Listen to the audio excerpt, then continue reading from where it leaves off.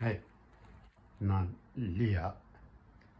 கோளாறு என்ற அகன்ற வீதியில் நான் நடந்து கொண்டிருந்தேன். எதிரே நேர்த்தியாக உடைவிடுத்திய ஒரு பெண் என்னிடம் வந்து, உங்களிடம் ஒரு 10 ரூபாய் பணம் இருந்தால் கொடுங்களேன் சார் என்றால். கொஞ்சலாகவும் கெஞ்சலாகவும் என் கை தன்னிச்சையாக பர்சில் இருந்து 10 ரூபாய் பணத்தை எடுத்து அந்த பெண்ணிடம் கொடுத்தது. அதை வாங்கி கொண்ட அந்த பெண் தன் கைப்பையிலிருந்து இன்னொரு 10 ரூபாய் எடுத்து வைத்துக்கொண்டு நடக்க ஆரம்பித்தாள். அவள் என்ன செய்கிறாள் என்று பார்க்க திரும்பி சற்று தூரத்தில் நின்று கொண்டிருந்த ஒரு முதியவரிடம்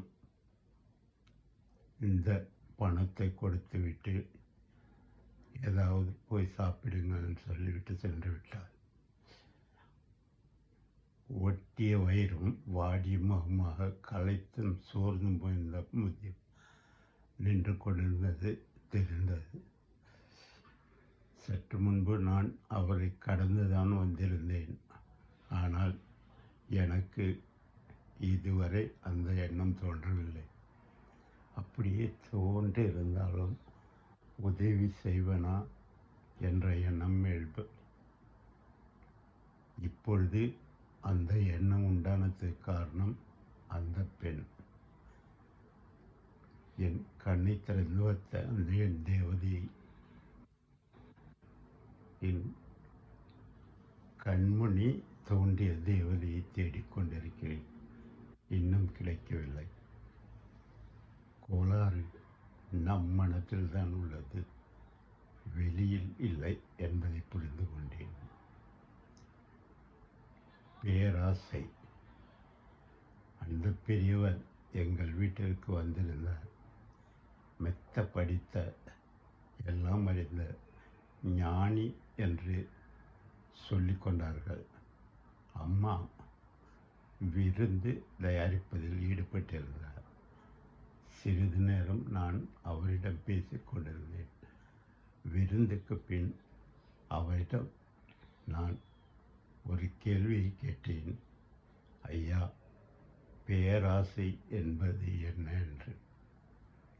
அவர் சற்று நேரம் என்னை உற்று பார்த்துவிட்டு ஒன்றும் சொல்லாமல், நாளை காலையில் மண்டபத்தில் என்னுடைய சொற்பொழிவு இருக்கிறது, அங்கு வா என்று சொல்லிவிட்டு போய்விட்டார்.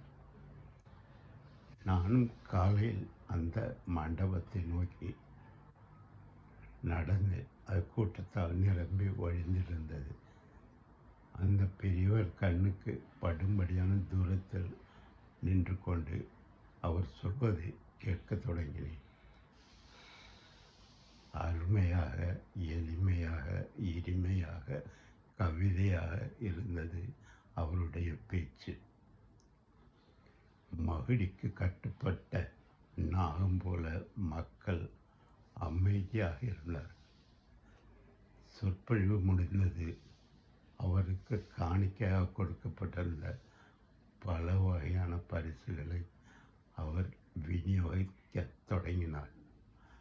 முதலில் குழந்தைகளை வரிசையாக வர சொல்லி ஒவ்வொரு குழந்தையின் கையிலும் ஒரு ஆப்பிள் பழத்தை கொடுத்து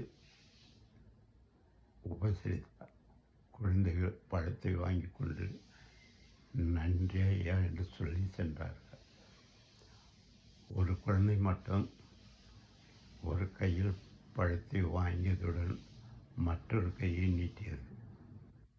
அந்த பெரியவர் அந்த கையிலும் ஒரு பழத்தை வைத்தார். பிறகு அந்த குழந்தை தன் ஒரு கையை தன் வலது பக்கம் மூட்டியில் வைத்துக்கொண்டு நெஞ்சோடு அணைத்தபடி 3வது பழத்திற்கு கையை நீட்டியது. அந்த பெரியவர் 3வது பழத்தை அந்த குழந்தையின் கையில் வைக்க பழத்தின் பழு தாங்காமல் கை கீழே இறங்க நெஞ்சில் இணைத்திருந்த பழம் கீழே விழுந்தது. கீழே விழுந்த பழத்தை எடுப்பதற்காக குனிந்த போது கையில் இருந்த மற்ற 2 பழமும் கீழே விழுந்தன.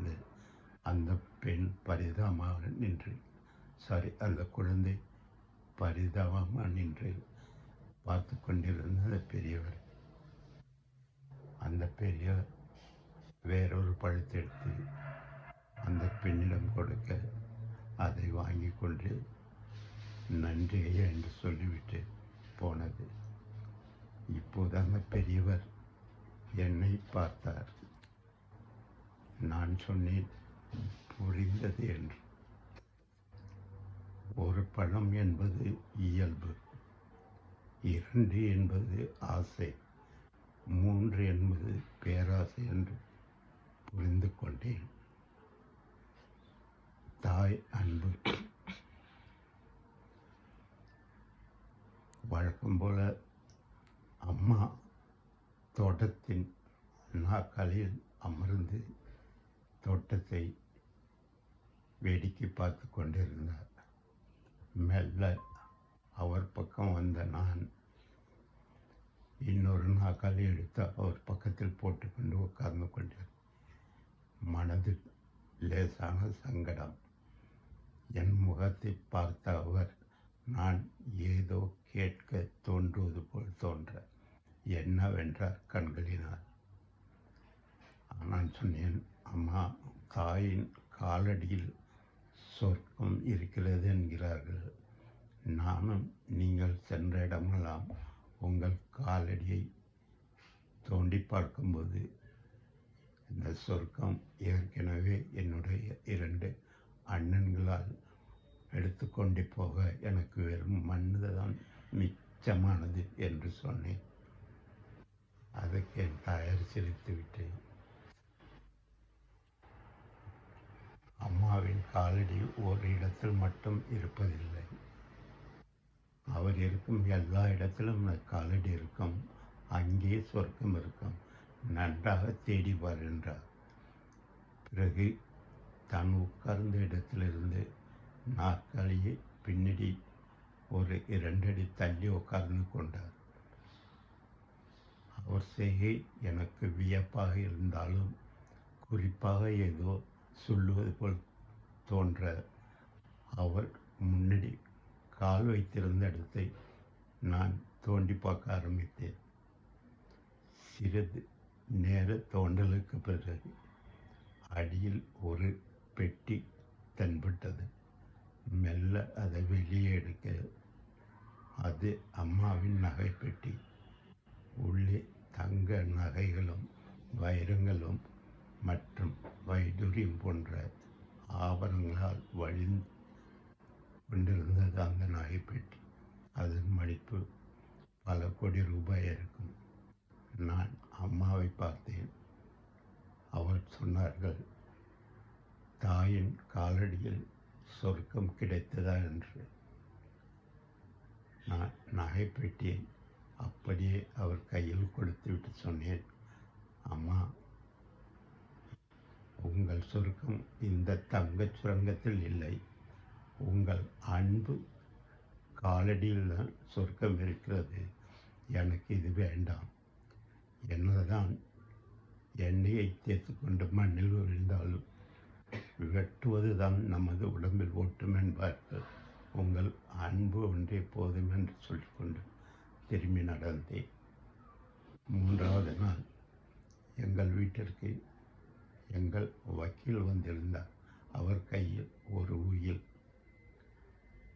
வக்கீல் சொன்னார், இங்குள்ள சொத்துக்கள் அனைத்தையும் 3 பாகங்களாக பிரித்து உங்கள் 3வருக்கும் எழுதப்பட்டிருக்கிறது. அந்த உயிலின் நகல் இது என்று ஒவ்வொருடமும் கொடுத்தார். யாருக்கும் எந்தவித மன கஷ்டமோ சங்கடமோ இல்லாமல் அந்த உயில் எழுதப்பட்டிருந்தது. பிறகு அவர்கள் கேட்டார்கள், அம்மா, இதற்கு என்ன அவசரம் இப்போ என்று. அம்மா நிதானமாக சொன்னார், அவசரம் இல்லை என்றாலும் பயணத்திற்கு புறப்படும்போது எல்லாத்தையும் ஒழுங்கு வைத்து கொண்டு செல்ல வேண்டாமா என்று.